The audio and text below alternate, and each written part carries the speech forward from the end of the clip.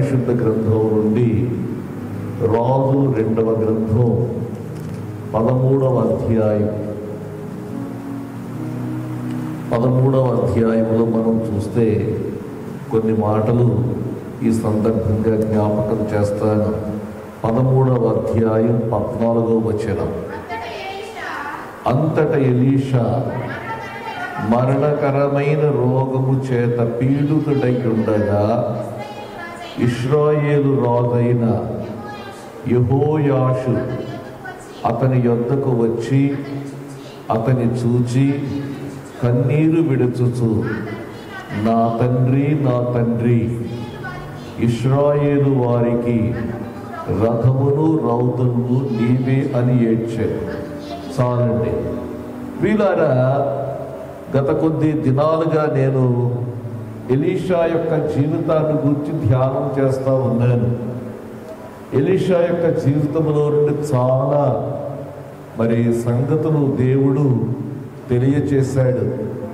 అయితే రాజులు 2వ గ్రంథం 13వ అధ్యాయానికి వచ్చేటప్పటికీ ఎలీషా యొక్క చివరి దినాలను గూర్చి మనం చూస్తూ ఉన్నాం. ప్రవక్త అయినటువంటి ఎలీషా ఏలియా యొక్క శిష్యుడు, అనేకమైనటువంటి అద్భుతాలు చేసినటువంటి వాడు, ఏలియాకు వారసుడు అని చెప్పొచ్చు. ఎందుకంటే ఏలియా మీద ఉన్న ఆత్మ, 2 పాళ్ళ ఆత్మను ఎలీషా కలిగినటువంటి వాడుగా మనం గుర్తిస్తాం. ఏలియా చేసిన కార్యముల కంటే కూడా 2 రెట్లు ఎక్కువ చేశాడు అని కూడా మనం దేవుని యొక్క వాక్యంలో మనం చూస్తాం. కాబట్టి ఎలీషా యొక్క జీవితంలో చివరి దినాలను గూర్చి ఈ చదవబడినటువంటి వాక్య భాగంలో మనం చూస్తూ ఉన్నాం. 14వ వచనంలో మనం చదువుతున్నాం, ఎలీషా మరణకరమైన రోగము చేత పీడితుడై ఉండగా. ఈ మాటలు మనం గమనించినట్లయితే ఎలీషా చాలా కాలం జీవించాడు. బహుశా ఎలీషాకు 90 సంవత్సరాల వయసు వచ్చింది. మరి ఈ 90 సంవత్సరాల వృద్ధాప్య దశలో అతడు ఉన్నట్లుగా మనం చూస్తూ ఉన్నాం. తన యొక్క 45వ ఏట యెహూను అభిషేకించిన తరువాత 45 సంవత్సరాల కాలంలో ఎలీషా యొక్క పరిచర్యను గూర్చినటువంటి వివరాలు మనం చూడము. ఈ 45 సంవత్సరాలు అయిపోయిన తరువాత మరలా ఎలీషా యొక్క చివరి దినములను గూర్చి ఇక్కడ మనం చూస్తూ ఉన్నాం. చాలా దీర్ఘకాలం జీవించిన వ్యక్తిగా ఎలీషాను మనం చూస్తాం. ఎలీషా ఒక ప్రయోజనకరమైనటువంటి జీవితాన్ని జీవించాడు. ఎలీషా జీవించి ఉన్నటువంటి కాలములో అనేక మందికి ఆశీర్వాదకరముగా ఉన్నటువంటి వ్యక్తిగా మనం చూస్తూ ఉన్నాం. దేవునికి ప్రయోజనకరమైనటువంటి జీవితం, అనేకులకు ఆశీర్వాదకరమైనటువంటి జీవితాన్ని ఎలీషా జీవించినట్లుగా మనం గమనించాలి. ప్రియులారా, ఇక్కడ ఒక మాట మనం జ్ఞాపకం చేసుకోవాలి. మనము జీవిస్తున్నామంటే మన జీవితం దేవునికి ప్రయోజనకరమైనటువంటి జీవితం కావాలి. ఒకప్పుడు మనము నిష్ప్రయోజకులమే. ఎప్పుడైతే ప్రభు అయినటువంటి యేసుక్రీస్తు నందు మనం విశ్వాసం ఉంచి ఆయన బిడ్డలుగా మనం ఉన్నామో, మనము దేవునికి ప్రయోజనకరమైనటువంటి వ్యక్తులుగా మనము జీవించాలి. అంత మాత్రమే కాకుండా ఇతరులకు ఆశీర్వాదకరమైనటువంటి జీవితాన్ని జీవించాలి అనేటువంటి మాటను తెలియచేస్తూ ఉన్నాను. ఒక గొప్ప జీవితాన్ని ఎలీషా జీవించాడు. ఎలీషా ద్వారా దేవుడు గొప్ప కార్యాలు చేయించాడు. ఎలీషా అనేక మందికి ఆశీర్వాదకరమైనటువంటి జీవితాన్ని జీవించాడు. ఒక మంచి జీవితాన్ని జీవించాడు, వృద్ధాప్యంలోనికి వచ్చాడు. ఇక్కడ వాక్యంలో వ్రాయబడి ఉంది, అతనికి మరణకరమైన రోగము కలిగిందని వ్రాయబడి ఉంది. మనకు అనిపించచ్చు, ఎలీషా చనిపోయినటువంటి వారిని సహితము లేపినటువంటి వాడు, షునేమీయురాలి యొక్క కుమారుడు చనిపోతే ఆ షునేమీయురాలి యొక్క కుమారుణ్ణి బ్రతికించినటువంటి వాడు, కుష్ఠరోగంతో బాధపడుతున్నటువంటి నయమాను శుద్ధుడవ్వడానికి ఎలీషాను దేవుడు వాడుకున్నట్లుగా మనం చూస్తూ ఉన్నాం. చాలా గొప్ప కార్యాలు ఎలీషా ద్వారా జరిగాయి. అయితే ఇన్ని గొప్ప కార్యాలు ఎలీషా ద్వారా జరిగాయి కదా, మరి ఎలీషాకు మరణకరమైనటువంటి రోగం ఎందుకు వచ్చింది? ఇది నా ప్రశ్న అండి. చాలా మంది అనుకుంటాం కదా, దైవ సేవకులకు కూడా వ్యాధులు వస్తాయా అని మనం అనుకుంటూ ఉంటాం. ఇక్కడ ఈ వాక్యంలో మనం చూస్తూ ఉన్నాం, ఒక గొప్ప దైవజనుడు మరణకరమైనటువంటి వ్యాధి అతనికి కలిగినట్లుగా మనం చూస్తూ ఉన్నాం. మరణకరమైన రోగము చేత పీడితుడై. ప్రియులారా, ఈ లోకములో మనం జీవిస్తూ ఉన్నటువంటి సమయంలో ఒక సంగతి మనం మర్చిపోకూడదు. మనమందరం కూడా మంటివారము అనేటువంటి సంగతి మర్చిపోకూడదు. దైవజనులైనటువంటి వారికి కూడా వ్యాధులు వస్తాయి అనేటువంటి మాటను నేను మీకు జ్ఞాపకం చేస్తా ఉన్నాను. చాలా మంది తెలియనటువంటి వారు ఏమంటారంటే, నీవు దైవజనుడు కదా, నీకెందుకు వచ్చింది వ్యాధి అనేటువంటి ప్రశ్న చాలా మంది వేస్తారు కదా. ఈ దేవుని సేవకుడు కదా, ఈయనకి ఎందుకు వచ్చింది? ఈమె విశ్వాసి కదా, ఈమెకి ఎందుకు వచ్చింది అనేటువంటి ప్రశ్నలు వేస్తూ ఉంటారు. ఇలాంటి ప్రశ్నలు వేసేటువంటి వారు ఎలాంటి వారంటే, దేవునిని అపహాస్యము చేసేటువంటి వారు అనేటువంటి మాట మీకు తెలియజేస్తూ ఉన్నాను. ప్రభు అయినటువంటి యేసయ్య కూడా సిలువలో వేలాడుతూ ఉన్నటువంటి సమయంలో ఆ మార్గమున పోవుతూ ఉన్నటువంటి వారు అపహాస్యం చేశారు. నీవు అనేక మందిని రక్షించావు కదా, నీవు సిలువలో వేలాడుతున్నావు, నిన్ను నీవు రక్షించుకోలేవా అని అపహాస్యం చేశారు, ఎగతాళి చేశారు. ప్రియులారా, చాలా జాగ్రత్తగా ఉండాలి. మనం చాలా జాగ్రత్తగా మాట్లాడాలి. ఎవరైనా విశ్వాసులైనటువంటి వారు కావచ్చు, దైవజనులైనటువంటి వారు కావచ్చు, వారి యొక్క పరిచర్య ద్వారా అనేక మంది ఆశీర్వదింపబడి ఉండవచ్చు, దేవుని చేతిలో బలముగా వాడబడి ఉండవచ్చు. అలాంటి వారు కూడా రోగ పీడితులయ్యేటువంటి అవకాశం ఉండకపోదు అనేటువంటి మాటను జ్ఞాపకం చేస్తా ఉన్నాను. అపోస్తలుడైనటువంటి పౌలు గారు కూడా ఒక మాట జ్ఞాపకం చేస్తాడు. చూడండి, తిమోతిని గూర్చి తెలియచేస్తూ మొదటి తిమోతి పత్రికలో ఈ మాట గమనిస్తాం. మొదటి తిమోతి పత్రికకు వస్తే ఈ మాట గమనిస్తాం. 5వ అధ్యాయం 23వ వచనములో మనం చూస్తే ఈ మాట, ఇక మీదట నీళ్ళే త్రాగక నీ కడుపు జబ్బు నిమిత్తము తరచుగా వచ్చు, బలహీనతల కోసరమును ద్రాక్షారసము కొంచెముగా పుచ్చుకొనుము. ప్రియులారా, ఇక్కడ అపోస్తలుడైనటువంటి పౌలు గారు దైవజనుడైనటువంటి తిమోతికి వ్రాస్తూ అంటూ ఉన్నాడు, ఈ దైవజనుడైనటువంటి తిమోతికి తరచుగా కడుపు జబ్బు ఉంది అనేటువంటి మాటను ఇక్కడ మనం జ్ఞాపకం చేసుకోవాలి.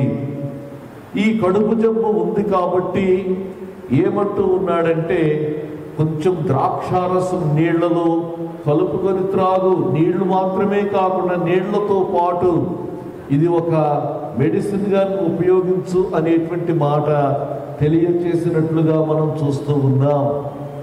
మరొక మాట కూడా మీకు జ్ఞాపకం చేస్తాను. ఫిలిప్పీలకు రాసిన పత్రికలో ఈ మాట గమనించండి. ఫిలిప్పీలకు రాసిన పత్రిక 2వ అధ్యాయం 26వ వచనం చూడండి.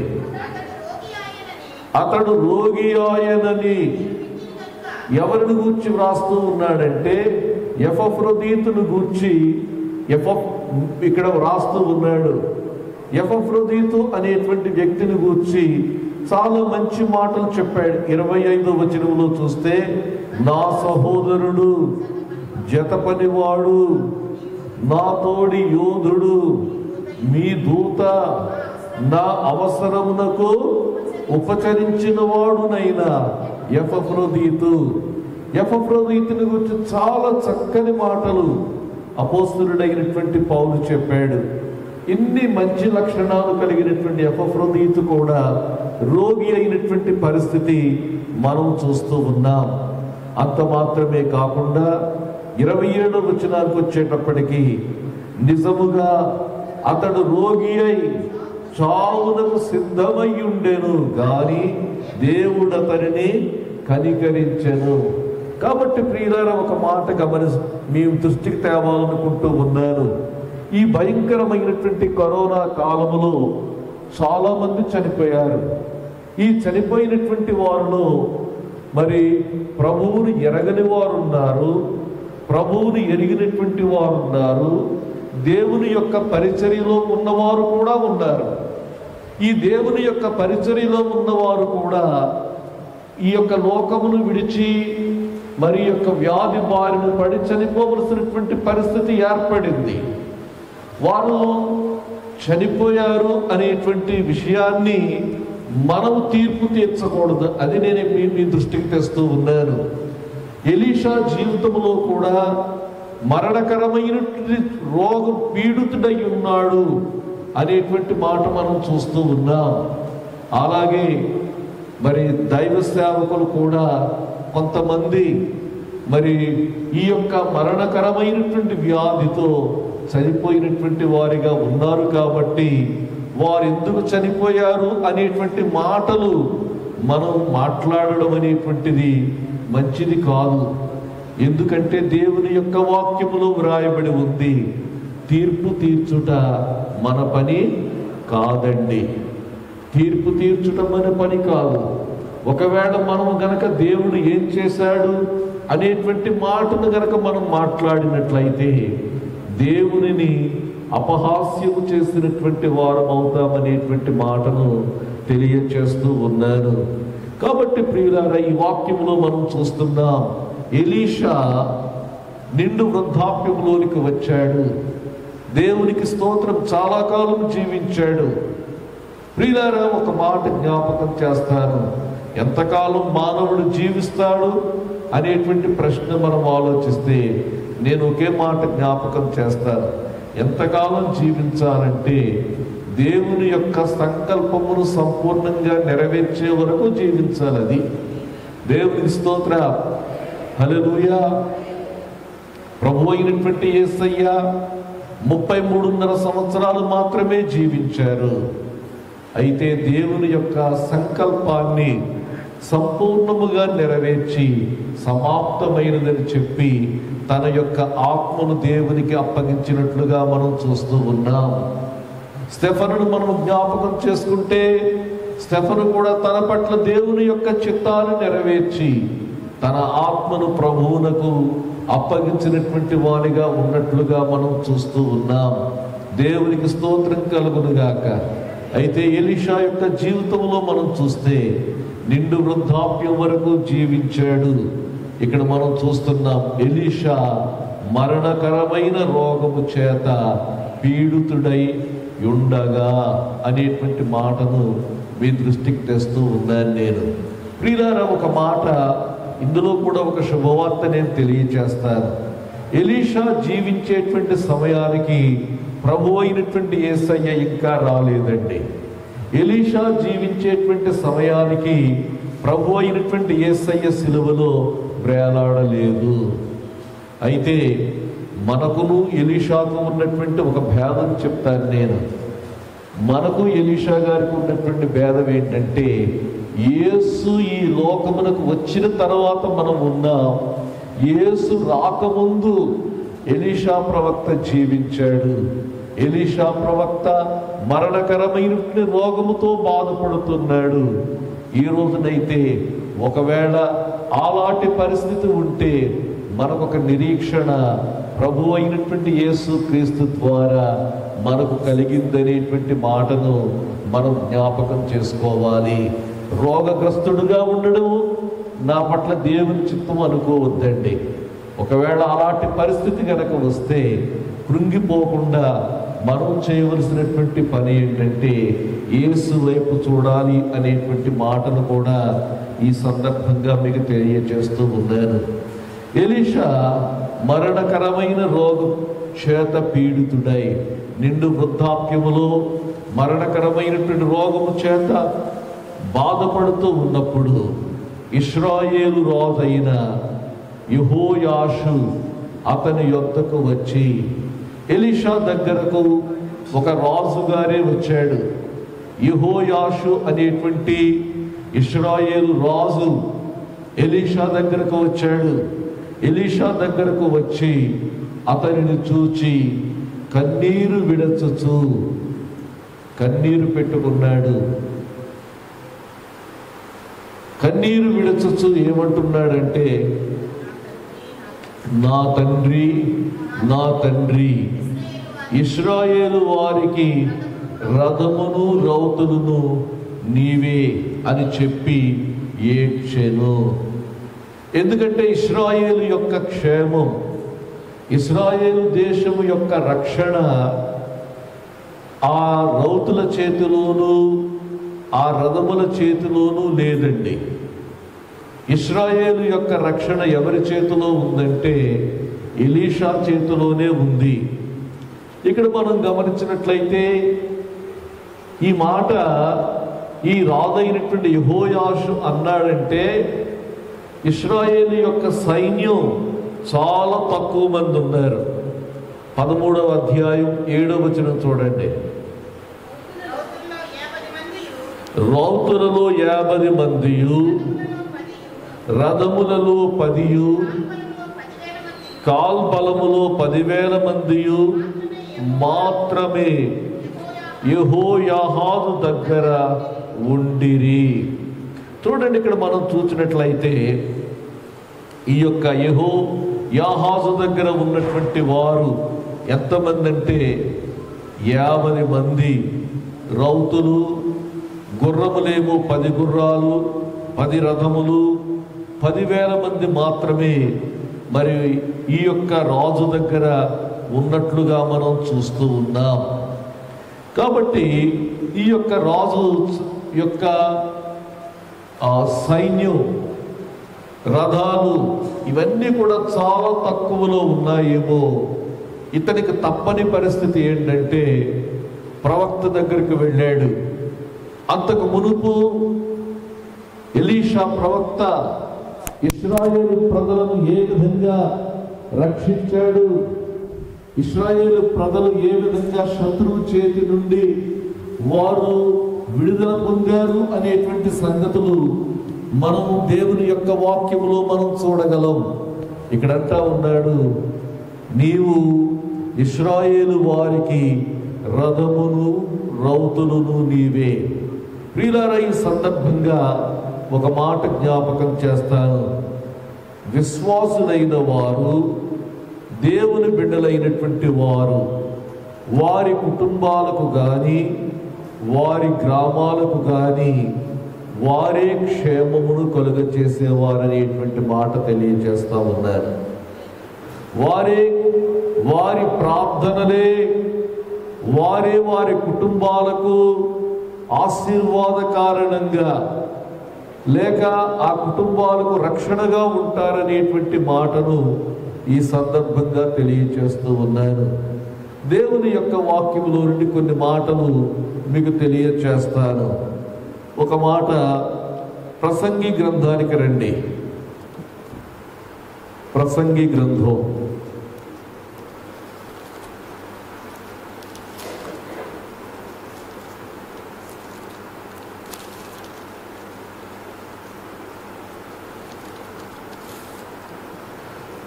9వ అధ్యాయం 14వ వచనం చూడండి. ఏమనగా ఒక చిన్న పట్టణం ఉండెను, దాని యందు కొద్దిమంది కాపురం ఉండిరి. దాని మీదికి గొప్ప రాజు వచ్చి దాని ముట్టడి వేసి దాని ఎదుట బురుజులను కట్టించెను. అయితే అందులో జ్ఞానము గల ఒక బీదవాడు ఉండి తన జ్ఞానము చేత ఆ పట్టణమును రక్షించాను. చూడండి, ఒక పట్టణం ఉంది. ఈ పట్టణం చుట్టూ కూడా శత్రువు వచ్చి ఏం చేశాడంటే ముట్టడి వేశాడు. చుట్టూ కూడా బురుజులు కట్టించాడు. చుట్టూ కూడా బురుజులు కట్టించినప్పుడు ఆ పట్టణంలో ఉన్నటువంటి వారికి ఏం చేయాలి? సైన్యాలు చుట్టూ మోహరించాయి. బయటకు వెళ్ళడానికి లేదు, లోపలికి రావడానికి లేదు. ఇలాంటి పరిస్థితుల్లో ఆ పట్టణంలో ఒక వ్యక్తి ఉన్నాడు. ఆ పట్టణంలో ఉన్నటువంటి వ్యక్తి, అతనికి ఉన్నదేంటి, మిగిలిన వారికి లేనిది ఏమిటి అని మనం ఆలోచిస్తే అతనికి ఒకటి ఉందండి. ఏంటో తెలుసా? జ్ఞానం ఉంది. ఏముందది? జ్ఞానం ఉంది. జ్ఞానమును సంపాదించుకొనుటయే జ్ఞానమునకు ముఖ్యాంశము. జ్ఞానమును సంపాదించుకొనుటయే జ్ఞానమునకు ముఖ్యాంశము. నీ సంపాదన అంతయు ఇచ్చి బుద్ధి సంపాదించుకొనుము. నీవు దానిని కౌగలించుకొనిన ఎడల అది నీ తలకు అందమైన మాలికను కట్టును. ఇలాగ చాలా చక్కని మాటలు జ్ఞానమును గూర్చి చెప్పబడ్డాయి. నీ సంపాదన అంతా పోయినా పర్వాలేదు, జ్ఞానమును సంపాదించుకో. దేవునికి స్తోత్రం కలుగునుగాక. హల్లెలూయా. జ్ఞానము అంటే అర్థం ఏంటో చెప్తారు. జ్ఞానం అంటే ప్రభు అయినటువంటి యేసుక్రీస్తు వారే. ఎందుకంటే దేవుని యొక్క వాక్యములో వ్రాయబడి ఉంది, బుద్ధి జ్ఞానముల సర్వ సంపదలు ఆయన యందే గుప్తమయ్యున్నవి. అపోస్తలుడైనటువంటి పౌలు గారు కొరింథీ పత్రికలు అంటాడు, అతిశయించువాడు ప్రభువునందే అతిశయించవలెను అని వ్రాయబడినట్లుగా ఆయనే మనకు జ్ఞానమును, నీతియు, పరిశుద్ధతయు, విమోచనమునాయను అని చెప్పి అక్కడ మనం చూస్తూ ఉన్నాం. దేవునికి స్తోత్రం కలుగునుగాక. మరొక మాట, దేవుడు మాట్లాడినటువంటి మాట, తన ప్రజలైనటువంటి ఇశ్రాయేలీయులను గూర్చి దేవుడు మాట్లాడుతూ అంటాడు, నా ప్రజలు నశించిపోవడానికి గల కారణం ఏంటంటే జ్ఞానము లేకయే నా ప్రజలు నశించిపోతున్నారని హోషేయ భక్తుని ద్వారా తెలియచేశాడు. కాబట్టి మిగిలిన వారికి లేనిది ఇతనికి ఉన్నది ఏంటంటే జ్ఞానం ఉంది. దేవునికి స్తోత్రం కలుగునుగాక. హల్లెలూయా. ప్రియులారా, మీకు ఒక మాట జ్ఞాపకం చేస్తున్నారు. జ్ఞానము కలిగి ఉన్నారా అనేటువంటిది నా ప్రశ్న. మనమందరం కూడా అన్నిటికంటే ముఖ్యంగా మనం సంపాదించుకోవలసింది ఏంటంటే జ్ఞానము. అంటే అర్థం ఏంటంటే ప్రభు అయినటువంటి యేసే మన సంపాదన కావాలండి. దేవునికి స్తోత్రం కలుగునుగాక. అపోస్తలుడైనటువంటి పౌలు గారు అంటాడు ఫిలిప్పీ పత్రికలో, ఆయన అంటున్నటువంటి మాట ఏంటంటే, క్రీస్తును సంపాదించుకోవాలని చెప్పి నేను సమస్తమును కూడా నష్టముగా ఎంచుకున్నాను అని చెప్పి అంటాడు. ఏమి సంపాదించుకున్నావు నీవు అంటే, నేను యేసుక్రీస్తును సంపాదించుకున్నాను, ఆయనే నిన్ను రక్షిస్తాడు. జ్ఞానం లేకపోతే నశించిపోతాం, ఆయనే మనల్ని రక్షిస్తాడు. ఈ వాక్యంలో మనం చూస్తున్నాం, ఒక్క బీదవాడు, వానికి ఉన్నది ఏంటంటే జ్ఞానం ఉంది. జ్ఞానము చేత ఏం చేశాడంటే ఆ పట్టణాన్నంతా కూడా రక్షించగలిగాడు. దేవునికి స్తోత్రం కలుగునుగాక. హల్లెలూయా. ఇక్కడ ఈ యొక్క రాజు అంటూ ఉన్నాడు, యెహోయాషు అనేటువంటి రాజు అంటున్నాడు, నా తండ్రి, నా తండ్రి. ఇశ్రాయేలు వారికి రథమును రౌతులను నీవే. ఇశ్రాయేలు ప్రజల యొక్క రక్షణ నీ చేతిలో ఉంది కానీ ఆ గుర్రముల చేతిలో లేదు. ఇశ్రాయేలు ప్రజల యొక్క రక్షణ ఆ రథముల చేతిలో లేదు, అది నీ చేతిలో ఉంది. అంటే అర్థం ఏంటంటే దేవుని చేతిలో ఉంది అని మనం అర్థం చేసుకోవాలి. దేవుని స్తోత్రం. జ్ఞాని అయినటువంటి సొలొమోను ఒక మాట అంటాడు, యుద్ధ దినమునకు గుర్రములను సిద్ధపరచుట కద్దు. యుద్ధ దినమునకు గుర్రములను సిద్ధపరచుట కద్దు, రక్షణ యెహోవా ఆధీనము అంటాడు.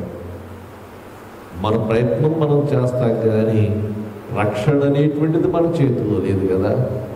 మన ప్రయత్నాలు మనం చేస్తాం, రక్షణ అనేటువంటిది దేవుని చేతిలో ఉంది.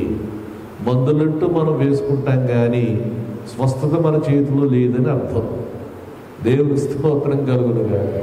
అంతే కదా, మందులు వాడతాం మంచిదే, కానీ స్వస్థత అనేటువంటిది దేవుని చేతిలో ఉంది.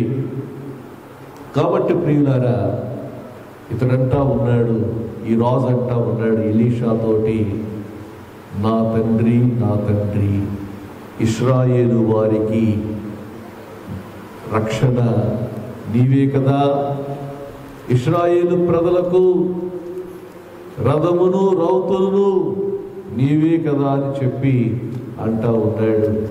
ప్రియులారా, మన కుటుంబాలకు మనం ఆ విధంగా ఉండాలి. చూడండి, ఒక మాట జ్ఞాపకం చేస్తాను. విలాప వాక్యముల గ్రంథం 2వ అధ్యాయం 19వ వచనం చూడండి. నీవు లేచి రేయి మొదటి జామున మొర్రపెట్టుము, నీళ్లు కృమ్మరించినట్లు ప్రభువు సన్నిధిని నీ హృదయమును కృమ్మరించుము. నీ పసిపిల్లల ప్రాణము కొరకు నీ చేతులను ఆయన తట్టు ఎత్తుము. చాలండి ప్రియులారా, ఇక్కడ మనం చూస్తా ఉన్నాం, మన బిడ్డల యొక్క క్షేమం ఎవరి చేతిలో ఉంది అని మనం ఆలోచిస్తే మనము ఆయన సన్నిధిలో చేతులెత్తాలి. చేతులెత్తడం అంటే అర్థం ఏంటంటే ప్రార్థన. ఆయన సన్నిధిలో నీళ్లు కృమ్మరించినట్లుగా మనము కృమ్మరించాలి.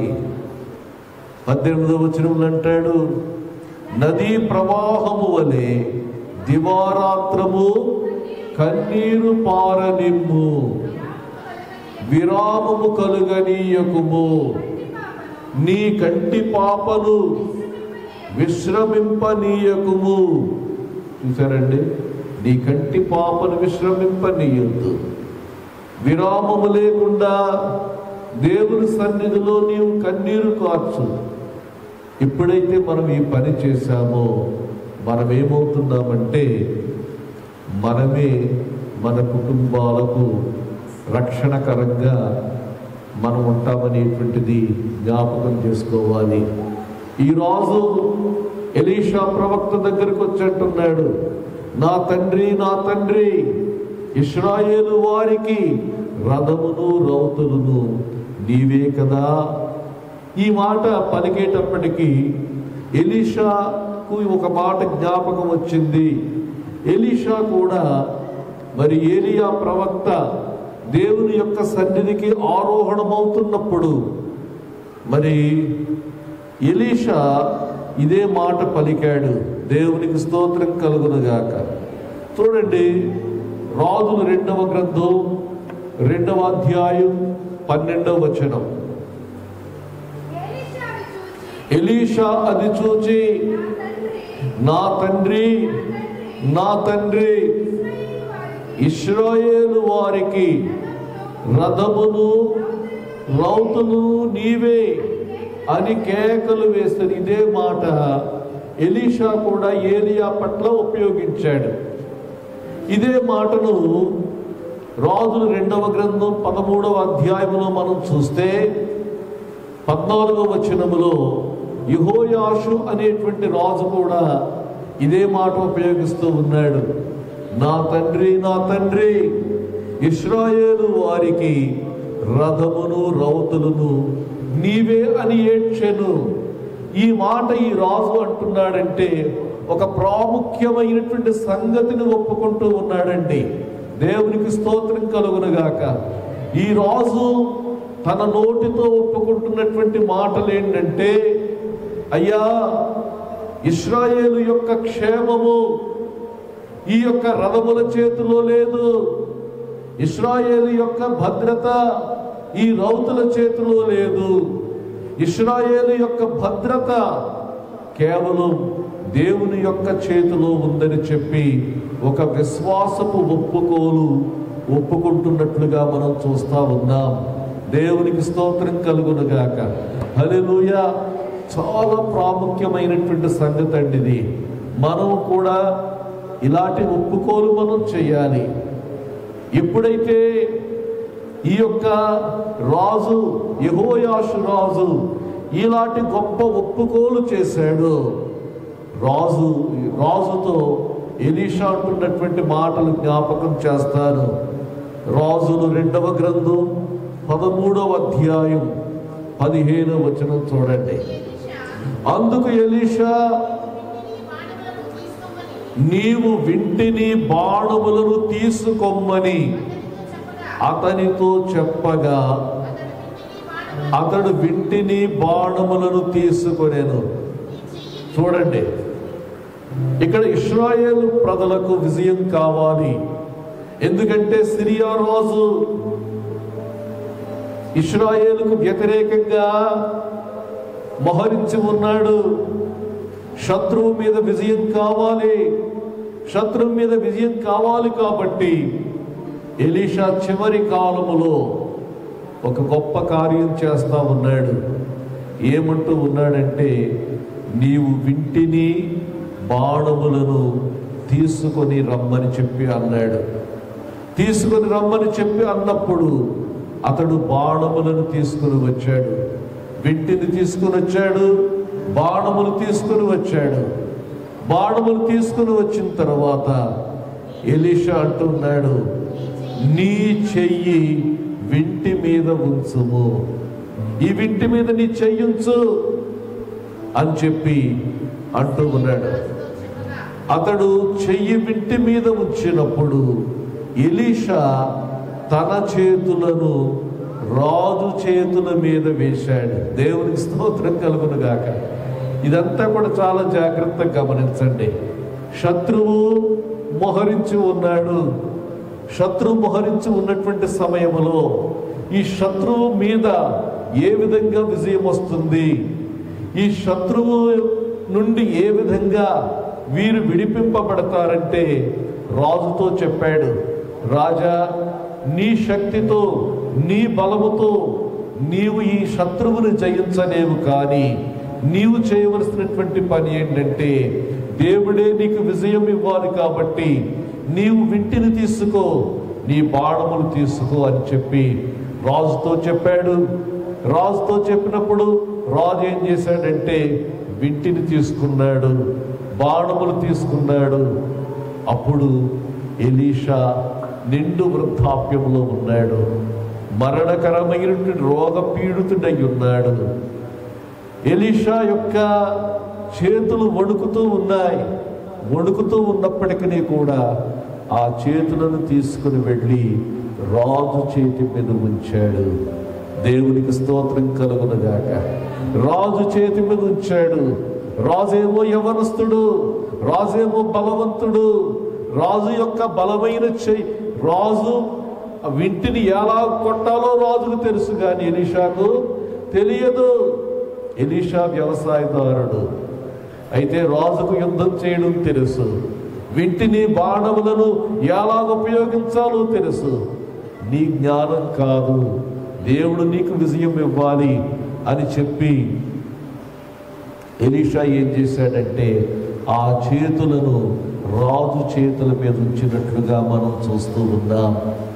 రాజు చేతుల మీద ఎలీషా చేతులు ఉంచకపోతే రాజు చేతులు ఎంత బలమైనవైనా ఎంత నేర్పుగలవైనా అవి పనికి రావండి. దేవుని స్తోత్రం కలుగునుగాక. హల్లెలూయా. ఎంత యుద్ధ నైపుణ్యం ఉన్నా కూడా ఎలీషా చేతులు గనక రాజు చేతుల మీద వేయకపోతే యుద్ధములో విజయం రాదు. ఎలీషాకు వేరుగా అతడు ఏమీ కూడా చేయలేడు. దేవునికి స్తోత్రం కలుగునుగాక. హల్లెలూయా. అప్పుడు రాజు ఒక మాట అంటాడు చూడండి. చేతులు రాజు చేతుల మీద వేసి తూర్పు వైపున ఉన్న కిటికీని విప్పు. ఇక్కడ ఏం చెప్తున్నాడంటే, ఒక కిటికీ ఉంది, ఆ కిటికీ తూర్పు వైపున ఉంది, ఆ తూర్పు వైపున ఉన్న కిటికీని విప్పమన్నాడు. ఈ తూర్పు వైపున ఏముంది అనేటువంటి ప్రశ్న మనం ఆలోచన చేసినట్లయితే, ఇక్కడ సిరియనులు అఫెకులో ఉన్నారు. శత్రువులు ఆ తూర్పు వైపున ఉన్నారు. శత్రువులు ఆ తూర్పు వైపున ఉన్నారు కాబట్టి తూర్పు వైపున ఉన్న కిటికీని విప్పమన్నాడు. తూర్పు అనేటువంటి మాటకు అర్థం ఏంటంటే వ్యతిరేకం. నీకు వ్యతిరేకంగా ఉన్న వారి వైపునకు తిరుగు, నీకు వ్యతిరేకంగా ఉన్న వారి దిశకు నీవు మళ్ళుకో. నీవు ఆ కిటికీని విప్పి నీవు చేయవలసినటువంటి పని ఏంటంటే బాణము వేయమని చెప్పగా అతడు బాణము వేసెను. దేవునికి స్తోత్రం కలుగునుగాక. బాణము వేయమని చెప్పగా అతడు బాణం వేశాడు. తూర్పు వైపునకు ఒక బాణం వేశాడు. దేవునికి స్తోత్రం కలుగునుగాక. హల్లెలూయా, హల్లెలూయా. నిజమే. ఈ మాటలన్నీ కూడా జాగ్రత్తగా వినండి. మనము కూడా శత్రువు చేత ముట్టడి వేయబడ్డాం కదా. ఎవరు శత్రువు? సాతాను. ఇప్పుడు శత్రువు ఎవరు? కనబడని శత్రువు వైరస్ కదా. ఇప్పుడు కనబడని శత్రువు వైరస్ ఉంది. ఈ వైరస్ మీదకి మనం ఏం చెయ్యాలి? ఇది నా ప్రశ్న. ఆ రోజున సిరియన్లేమో అఫెకులో దిగి తూర్పు వైపున ఉన్నారు. ఈ రోజున శత్రువు ఎట్టున్నాడు చెప్పండి? చుట్టూ ఉన్నాడు కదా. తూర్పు వైపున ఉన్నాడు, పడమట వైపున ఉన్నాడు, ఉత్తర దిక్కునున్నాడు, దక్షిణ దిక్కునున్నాడు కదా. నలువైపులా చుట్టూ ఉన్నాడు. ఈ నలువైపులా చుట్టూ ఉన్నప్పుడు విశ్వాసముతో ఇక్కడ ఎలీషా చెయ్యి ఉంచాడంటే అర్థం ఏంటంటే విశ్వాసపు హస్తం అన్నమాట. అది విశ్వాసపు హస్తం. ఈ విశ్వాసంతో ఏం చేశాడంటే రాజు బాణం వేశాడు. ఇప్పుడు కూడా మనం చేయవలసినటువంటి పని ఏంటంటే విశ్వాసంతో ఏం చేయాలి? బాణం వేయాలి. విశ్వాసంతో ఏం చేయాలి? బాణం వేయాలి. ఎక్కడుంది బాణం? ఇప్పుడు ఇది నా ప్రశ్న అండి. శత్రువు నలుదిశలా చుట్టూ ఉన్నాడు. ఈ శత్రువు నలుదిశలా చుట్టూ ఉన్నప్పుడు ఏం చెప్పాడు? కిటికీ తెరువు అన్నాడు. కిటికీ తెరిచి బాణం వేయి అని చెయ్యి మీద చేపెట్టి బాణం వేయించాడు. తూర్పు వైపునకు బాణం వేసి అంటున్నాడు, ఇది యెహోవా రక్షణ బాణం, సిరియనుల చేతిలో నుండి మిమ్మలను రక్షించు బాణం, శత్రువు యొక్క చేతి నుండి మిమ్మల్ని రక్షించే బాణం ఇది. ఈ బాణం ఒక్కటే మిమ్మల్ని రక్షిస్తుందని చెప్పి ఏం చేశాడంటే బాణము వేయించాడు. దేవునికి స్తోత్రం కలుగునుగాక. హల్లెలూయా, హల్లెలూయా. మనము కూడా ఏం చేయాలంటే శత్రువు మీదకి ఏం చేయాలి? బాణము వేయాలి. విశ్వాసం బాణం వేయాలి. ఏమిటి ఆ బాణమో మీకు చెప్తాను నేను. మనము వేసేటువంటి బాణం ఏమిటి? ఎలా వేస్తాం మనం ఈ బాణము? దేవుని యొక్క వాక్యములో ఈ బాణం యొక్క అర్థం చెప్తాను నేను. చూడండి, సామెతల గ్రంథం 25వ అధ్యాయం 18 వచనం, 25:18. తమ పొరుగు వారి మీద కూట సాక్ష్యము పలుకువాడు సమ్మెటను ఖడ్గమును వాడిగల అంబును పోలినవాడు. అంటే అర్థం ఏంటంటే పలికే పలుకే ఒక బాణము, పలికే పలుకే ఒక బాణము. మనము నోటితో దేనినైతే పలుకుతామో అదే ఏమవుతుందంటే అది బాణము లాంటిదన్నమాట. మన నోటితో పలికేది బాణము. ఇర్మియా గ్రంథం 9వ అధ్యాయానికి రండి. ఇర్మియా గ్రంథం 9వ అధ్యాయం 8వ వచనం. వారి నాలుక ఘాతుక బాణము. చాలండి. వారి నాలుక ఘాతుక బాణము అంటే అర్థం ఏంటంటే నోటితో మాట్లాడేటువంటి ఒక మాటే ఒక బాణము అని మనము గమనించాలి. అది కాపట్యము పలుకుచున్నది అనే మాటను గమనించండి. కాబట్టి బాణము ఏమిటి అని మనం ఆలోచిస్తే మన నోటి మాటయే బాణము. ఇంకోటి కూడా మనం గమనించవచ్చు. మన నోటి మాట మాత్రమే కాకుండా మనమే ఒక బాణము వంటి వారం అనేటువంటిది గమనించాలి. యెషయా గ్రంథం 49వ అధ్యాయం 2వ వచనం చదవండి. నా నోరు అన్నమాట, నా నోరు వాడిగల ఖడ్గముగా ఆయన చేసి ఉన్నాడు. తన చేతి నీడలో నన్ను దాచి ఉన్నాడు. నన్ను మెరుగు పెట్టిన అంబుగా చేసి తన అంబుల పొదిలో మూసిపెట్టి ఉన్నాడు. దేవునికి స్తోత్రం కలుగునుగాక. హల్లెలూయా. ప్రియులారా, మన నోటి మాటే అది బాణముగా వెళ్ళి శత్రువు యొక్క గుండెలో గుచ్చుకోవాలన్నమాట. శత్రువు యొక్క గుండెల్లో గుచ్చుకోవలసింది ఏమిటంటే మన నోటి మాటలు అనేటువంటి మాటను ఈ సందర్భంగా తెలియచేస్తా ఉన్నాను. దేవునికి స్తోత్రం కలుగునుగాక. హల్లెలూయా. కాబట్టి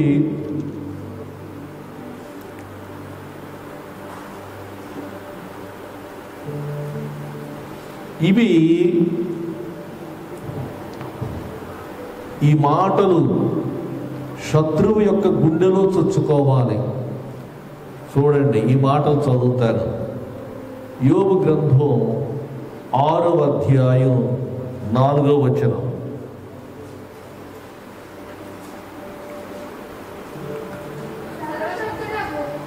సర్వశక్తుడగు దేవుని అంబులు, దేవుని యొక్క బాణాలు అంటే దేవుని యొక్క మాటలు, మనం మాట్లాడేటువంటి మాటలు, మనం ఒప్పుకునేటువంటి ఒప్పుకోలు, ఇవన్నీ కూడా శత్రువు గుండెలో చొచ్చుతాయి. వాటి విషము నా ఆత్మ పానము చేయుచున్నది. అంటే అర్థం ఏంటంటే ఇక్కడ యోబు తనను గురించి మాట్లాడుతున్నాడు. నేను దీనిని ఏ విధంగా చెప్తున్నానంటే శత్రువును ఉద్దేశించి చెప్తా ఉన్నాను. నేను దేవుని భీకర కార్యములు నాతో యుద్ధము చేయుటకై పంతులు తీరుచున్నవి అని చెప్పి ఇక్కడ అంటా ఉన్నాడు. కాబట్టి ప్రియులారా, ఈ రాజుతో అంటూ ఉన్నాడు, ఏమంటున్నాడంటే నీవు తూర్పు వైపున ఉన్న కిటికీ తీసి బాణము వేయుము అని చెప్పాడు. బాణం వేయమని చెప్పి ఏమంటున్నాడంటే ఈ బాణము యెహోవా రక్షణ బాణము, ఇది సిరియనుల చేతి నుండి మిమ్మలను రక్షించే బాణము. ఈ బాణం ఈ వింటి మీద నీ చేతి మీద నేను చెయ్యించాను, నువ్వు వెయ్యి అని చెప్పి అంటూ ఉన్నాడు. దేవునికి స్తోత్రం కలుగును గాక. హల్లెలూయా. అలాగన్నప్పుడు ఇక్కడ మనం మరలా వాక్యంలోనికి వద్దాం. 2వ రాజుల గ్రంథం 13వ అధ్యాయంలో చూస్తే అలాగే వేశాడు. 18వ వచనం చూడండి. బాణములను పట్టుకొమ్మనగా అతడు పట్టుకొనేను. చూడండి, రెండోసారి ఏం చేశాడంటే ఎలీషా అంటున్నాడు, ఇప్పుడు బాణాలు నువ్వు పట్టుకోవయ్యా, ఇప్పుడు బాణాలు నువ్వు పట్టుకోమంటే పట్టుకున్నాడు.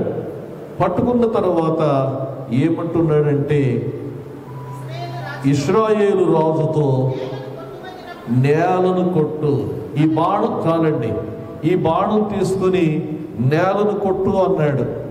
నేలను కొట్టు అన్నప్పుడు ఈ రాజు చేసినటువంటి పని ఏంటో చెప్తాను చూడండి. నేలను కొట్టమన్నప్పుడు ఏం చేయాలి? నేలను కొట్టాలి కదా. ఆగమని చెప్పే వరకు కూడా ఏం చేయాలి? కొడతా ఉండాలి.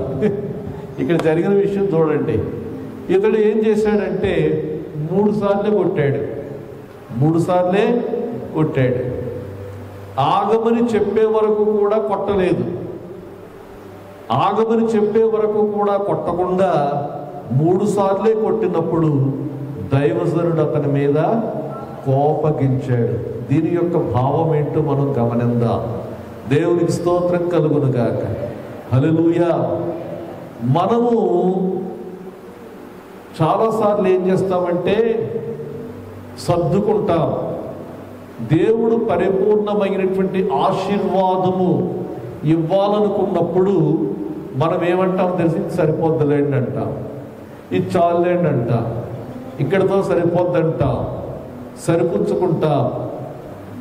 పరిపూర్ణంగా ఆశీర్వాదం కొరకు ఎదురు చూడు. పరిపూర్ణంగా ఆశీర్వాదం పొందాలని ఆశపడవు. ఇక్కడ వీడు చేసినటువంటి పని ఏంటంటే, ఒకటి, పూర్తిగా అతని శత్రువు మీద జయం పొందాలనేటువంటిది అతనికి లేదు. రెండోది ఏంటంటే, ఎలీషా అడిగినటువంటి ఈ పని అతనికి ఏదో అపహాస్యంగా అనిపించవచ్చు. ఏంటి, శత్రు మీద యుద్ధానికి వెళ్ళమంటే బాణాలు తీసుకుని భూమి మీద కొట్టమంటున్నాడు, ఇదేం అర్థం అవడం లేదు అని చెప్పి ఎలీషా చెప్పినటువంటి పనిని అతడు తేలిగ్గా చూసుండొచ్చు. ప్రియులారా, గమనించండి, చాలా ఆత్మీయమైనటువంటి పాఠాలు ఇందులో మనకు ఉన్నాయి. చెప్పాడు, నువ్వు విసిగిపోకుండా నేను చెప్పే వరకు కొట్టు, నువ్వు విసగొద్దు, నువ్వు కొట్టు అని చెప్తే వీడు చేసినటువంటి పని ఏంటంటే ముమ్మారు కొట్టినట్లుగా మనం చూస్తూ ఉన్నాం. ప్రియులారా, ఒక మాట జ్ఞాపకం చేస్తాను. ప్రభు అయినటువంటి యేసయ్య కూడా ఇదే మాట చెప్పాడు కదా. మనము దేవుని సన్నిధిలో ప్రార్థించినప్పుడు విసుగకుండా ప్రార్థించమని చెప్పాడు. ఒక స్నేహితుడు తన స్నేహితునికి రొట్టె కావాలని అడిగినప్పుడు సిగ్గుమాలి మాటికి అది దొరికే వరకు కూడా అడిగాడు. అది దొరికే వరకు కూడా అడిగాడు. అలాగే ఈ యొక్క రాజు చేయవలసినటువంటి పని ఏంటంటే పరిపూర్ణంగా కొట్టి ఉండవలసింది. 3 సార్లు కొట్టాడు. 3 సార్లు కొట్టి మానివేసినట్లుగా మనం చూస్తూ ఉన్నాం. ప్రియులారా, ఏదైనా సరే దేవుని యొద్ద నుండి మనం పొందాలనుకున్నప్పుడు మనం పరిపూర్ణంగా పొందడానికి మనం ఇష్టపడాలి. కొద్దితోటే మనం సరిపుచ్చుకునేటువంటి వారిగా ఉండకూడదు. కొద్ది విజయముతో సరిపుచ్చుకోకూడదు. కొద్దిపాటి స్వస్థతతో సరిపుచ్చుకోకూడదు. కొద్ది ఆశీర్వాదంతో సరిపుచ్చుకోకూడదు. దేవుని యొద్ద ఎంతో ఉంది. ఆయన దగ్గర పొందుకొనడానికి ఎంతో ఉంది. కాబట్టి మనము ఆయన మనలను కరుణించే వరకు కూడా మనము ఆయన సన్నిధిలో వేచి ఉండాలి. ఎదురు చూడాలి అనేటువంటి మాటను ఈ సందర్భంగా జ్ఞాపకం చేస్తా ఉన్నారు. ప్రవక్త అంటున్నాడు, నీవు 5 మారులైనను 6 మారులైనను కొట్టిన ఎడల సిరియనులు నాశనమగు వరకు నీవు వారిని హతము చేసి యుద్ధము. నేను చెప్పే వరకు కూడా నువ్వు కొడుతూ ఉన్నట్లయితే నీవు సిరియనులను సంపూర్ణంగా నాశనం చేసి ఉండేవాడవు. అయితే నీవు కేవలం 3 సార్లే కొట్టావు కాబట్టి 3 సార్లే నీవు వారిని హతము చేయుదువు అని చెప్పాడు. 3 సార్లే నీకు విజయం కలుగుతుంది అని ప్రవక్త అంటూ ఉన్నట్లుగా మనం చూస్తూ ఉన్నాం. ప్రియులారా, ఇందులో మనం గమనిస్తున్నాం, ఆయన హస్తం విశ్వాసపు హస్తం. అది ఆయన హస్తం సహాయం చేసేటువంటి హస్తం కాబట్టి ఆయన సంపూర్ణంగా సహాయం చేసేటువంటి వాడుగా ఉంటున్నాడు అనేటువంటి మాటను ఈ సందర్భంగా మనం తెలుసుకోవాలి. అయితే ప్రియులారా, మనం గమనించినట్లయితే 20వ వచనంలో 13వ అధ్యాయం 20వ వచనం చూడండి.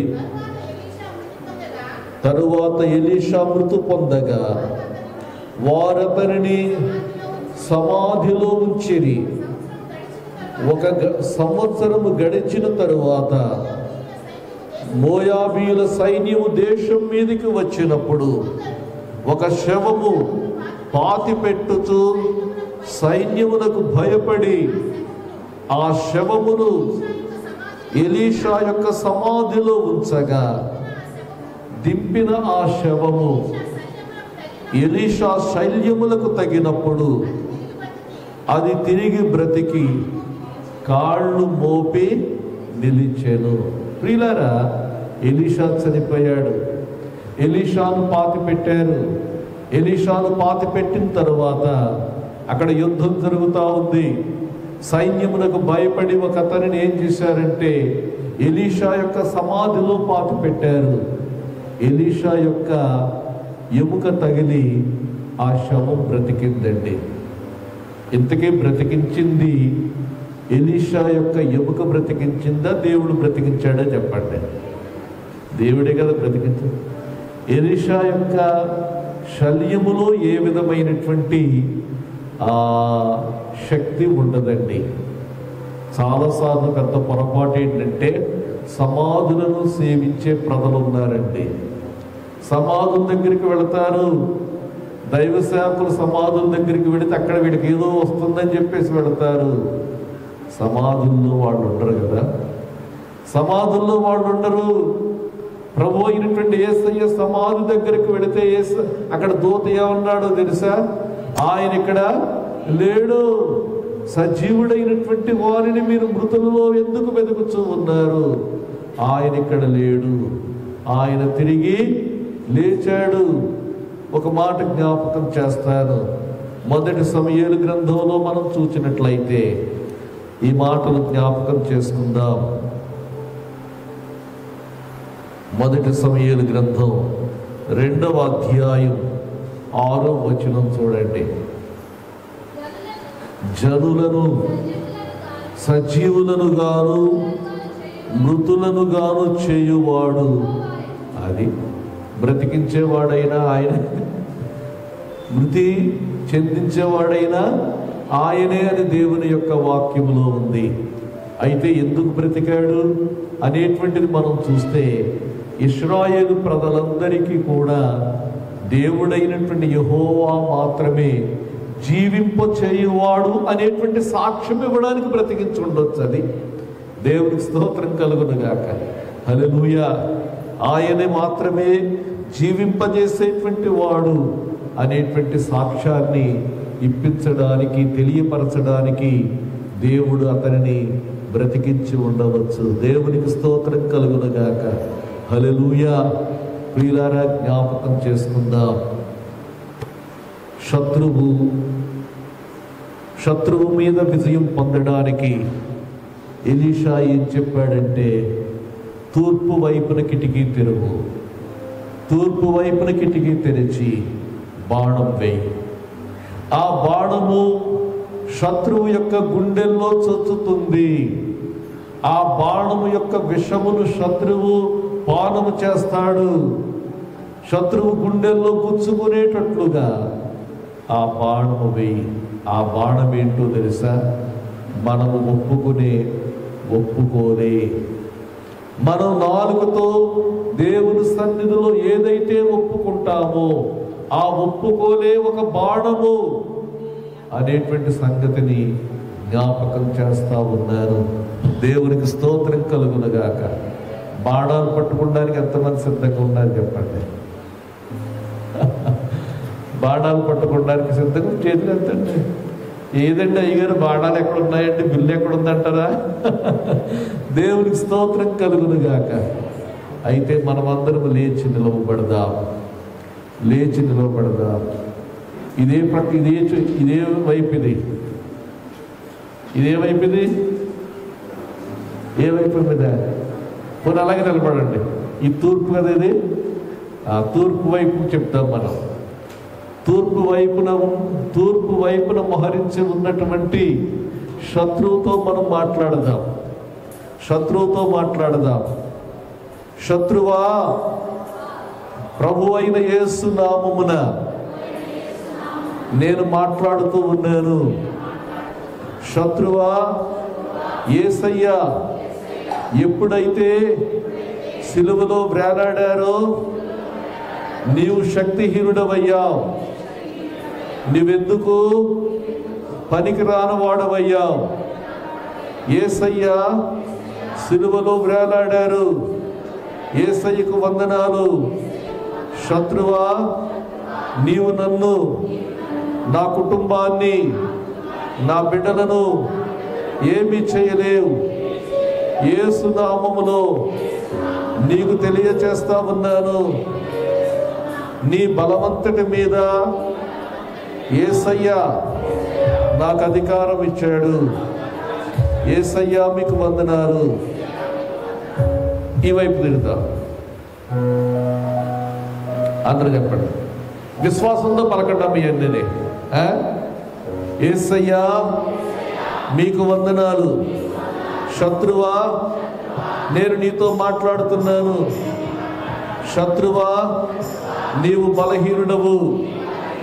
యేసయ్య సిలువలో వేలాడుట ద్వారా నీవు శక్తిహీనుడవయ్యావు.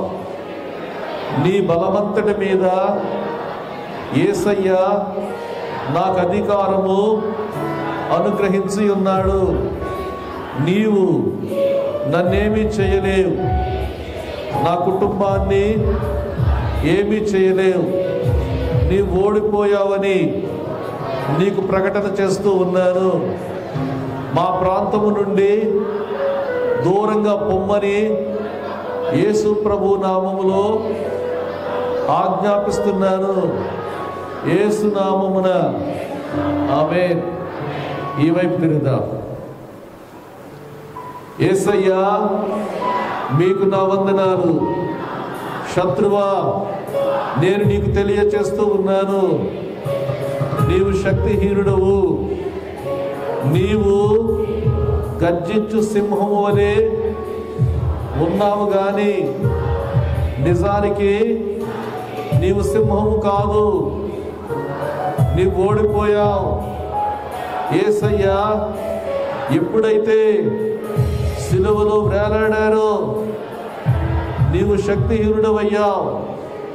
నాపై, నా జీవితంపై, నా కుటుంబంపై, నా బిడ్డలపై నీకే విధమైన అధికారము లేదు. యేసయ్యే మా ప్రభువు. యేసు నామమున ఆమేన్. ఈ వైపు తిరుగుదాం. యేసయ్యా మీకు నా వందనాలు. యేసయ్యా మీకు స్తోత్రం. శత్రువా, నేను నీకు తెలియచేస్తా ఉన్నాను. నీ ఓడిపోయావు. నీ శక్తి నశించింది. యేసయ్యా సిలువలో చనిపోవుటను బట్టి నీవు శక్తిహీనుడవయ్యావు. నీ బలవంతుడి మీద యేసయ్య నాకు అధికారం ఇచ్చారు. నీవు నన్ను ఏమీ చేయలేవు. నా కుటుంబాన్ని కానీ నా బిడ్డలను కానీ ఏమీ చేయలేవు. నీవు బలహీనుడవని నీకు తెలియచేస్తా ఉన్నాను. యేసు నామమున ఆమేన్. దేవునికి స్తోత్రం. హల్లెలూయా. మంచిదండి, కూర్చోండి. దేవుడి మాటలు దీవించును గాక. ఆమేన్.